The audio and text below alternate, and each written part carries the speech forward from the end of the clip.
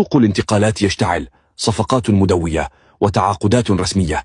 ماتيوس كونيا المهاجم البرازيلي ينضم إلى مانشستر يونايتد قادما من وولفرهامبتون، الصفقة تمت بشكل رسمي.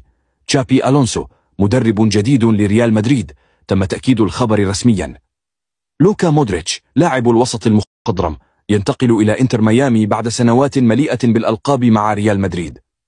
ألفارو كاريراس الظهير الأيسر من بنفيكا ينتقل إلى ريال مدريد، صفقة جديدة تعزز دفاع الفريق الملكي. جوناثان ديفيد المهاجم الكندي ينتقل من ليل إلى نابولي، صفقة منتظرة لدعم هجوم الفريق الإيطالي. مورغان جيبس وايت لاعب وسط نوتنغهام ينتقل إلى مانشستر سيتي، خطوة جديدة في مسيرته.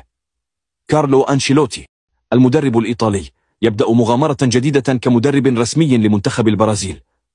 إريك تين هاج المدير الفني السابق لمانشستر يونايتد يوقع عقده الجديد مع باير ليفركوزن. فيكتور ليندلوف وأوسكار يجددان عقديهما مع مانشستر يونايتد. دان بيرنز يمدد عقده مع نيوكاسل. مارك بيرنل لاعب وسط برشلونة يوقع عقدا جديدا مع الفريق الكتالوني.